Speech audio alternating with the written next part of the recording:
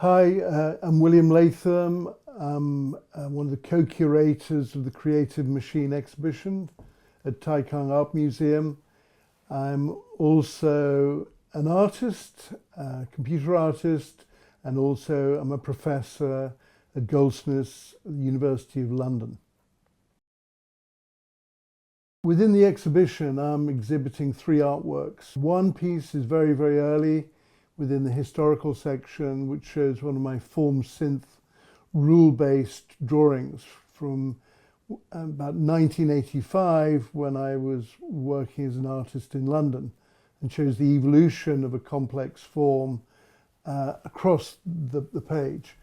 Then I'm showing two pieces which are much more recent, a large-scale piece called Human Mutator Interactive, which is using computer vision and AI to engage with the audience so that the audience interact with the piece and it generates organic shapes and geometry based on the audience's behavior. Then in addition, I'm showing a drawing called Mutator Infinity, and that is also from about 2 years ago. So in selecting these works, I feel they're going to hopefully be popular in the exhibition. The works are showing high technology, but they're also showing organic natural forms, and also the works use quite a bit of randomness, which I think kind of fit into a Chinese aesthetic, and hopefully the interactive elements will make the piece quite fun for families, individuals to interact with the artwork. In fact, in many ways, their movements and the way they stand or sit will be reflected in the artwork. So the artwork and the viewer become one.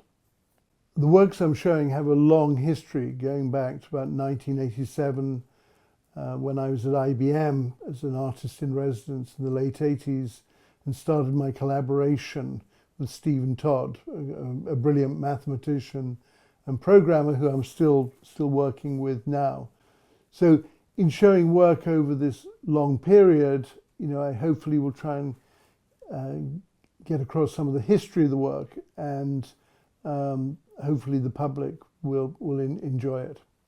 And in many ways, in these works that I'm showing, I've actually been very influenced by Chinese art, Chinese painting, calligraphic art, in particular, the kind of organic tree structures sort of resonate with Chinese art.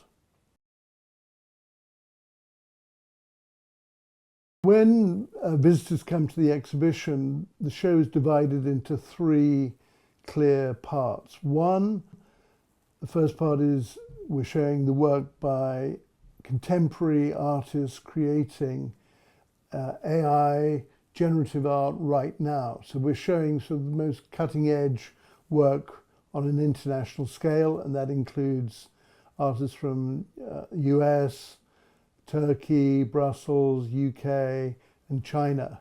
So we're showing the newest work. The second part of the exhibition is more historical, covering the period from about 1950 to the late 80s.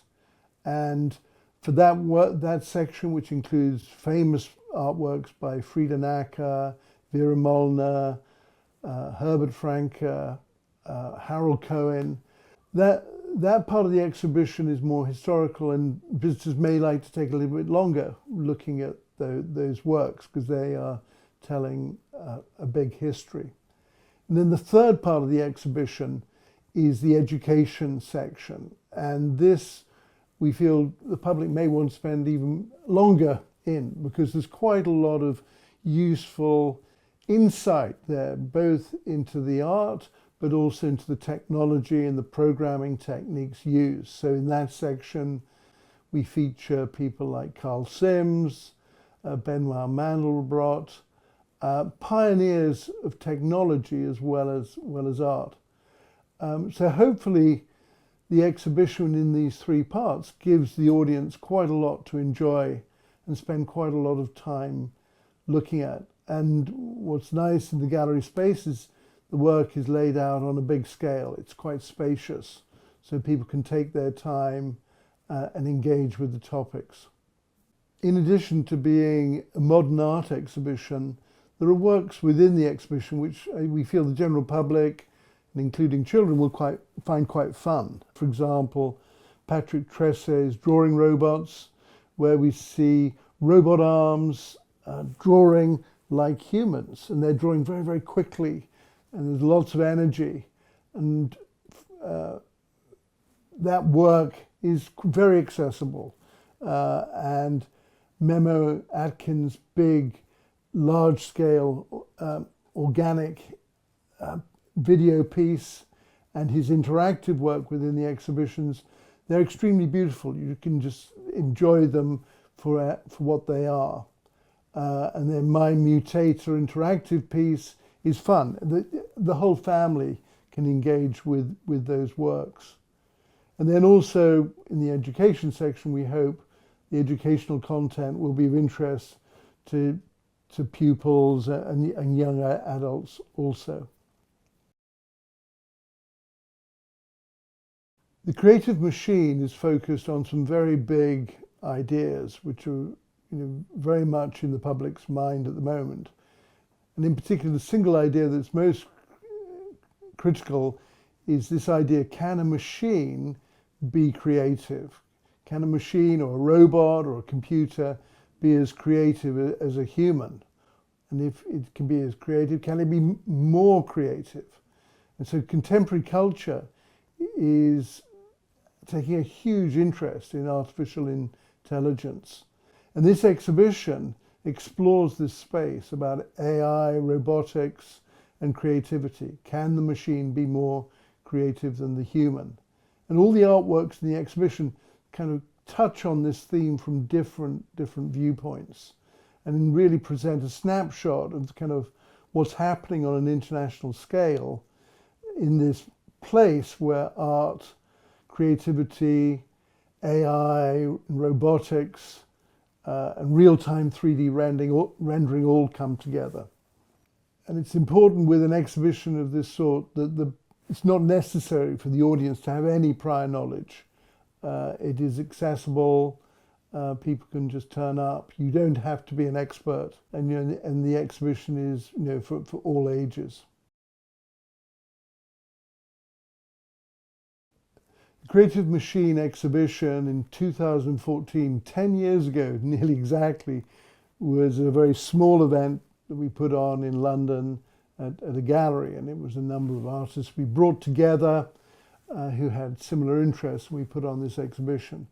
So it's really exciting to be showing the Creative Machine now on a big scale at Taikang Art Museum, and in particular around these key central themes of AI and technology, connecting in with the China AI scene in particular, working with artists and creatives, and also academics at a number of universities who we're working with. And so by bringing this work, we're creating a kind of forum where these topics can be debated, work shown, and hopefully shows what the state of the art in this field is right now. In the historical section of the exhibition, Tang's is one of the co-curators of the Creative Machine, and I wanted to include major works by early computer artists. So this is really before the advent of complex AI systems and procedural geometry, and before artificial life software started to work. What we wanted to do was show the work of some of the key pioneers who were using large mainframe computers, large-scale plotter devices. And so what we've been able to do is bring together work by Frida Naka, Herbert Franke, Harold Cohen, Vera Molnar, real pioneers from that period. And these drawings are often very beautiful. They're creating beautiful patterns, intricate networks of imagery and content. And the aim with this part of the exhibition is to really fill in the gap, the early history of computer art. Then what happens in the other parts of the exhibition, we show how that work became more complex, the software became more procedural, and resulted much, much later in the complex AI systems that artists are using today. But it was a deliberate decision to show the foundations of what would come later on and what those pioneers have been able to achieve. The historical section also includes early robotics work, Harold Cohen's drawings, which were done by robots, which then later influenced Patrick Tresse and Felix Luc Sanchez, who are both showing actual robots in the contemporary part of the exhibition. Within the historical section, we also include people like David M., who was working with NASA. We include John Whitney Sr., who went on to produce the special effects for 2001: Space Odyssey. So what we then also do is include Benoit Mandelbrot, Conway's Game of Life, and then we include Carl Sims and the A-Life work that then emerged during that period. And by that point, we're really into the 80s. So the earliest work in the exhibition is from around 1955, with quite a lot of works from the 60s, and then it takes us right the way through to the late 80s, and then the contemporary work picks up from the late 80s up to the current date.